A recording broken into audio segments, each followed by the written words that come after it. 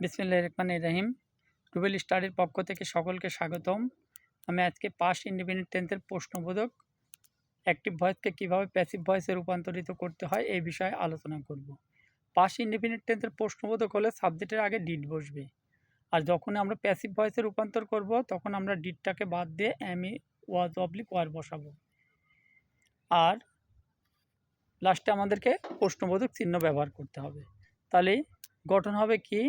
Was oblique were plus object সমান subject plus মূল ভার্বের past participle plus by oblique to plus subject সমান object plus প্রশ্নবোধক চিহ্ন।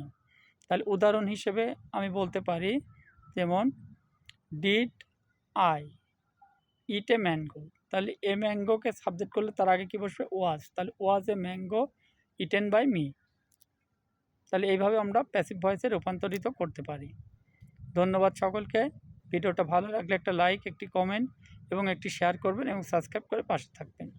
আসসালামু আলাইকুম।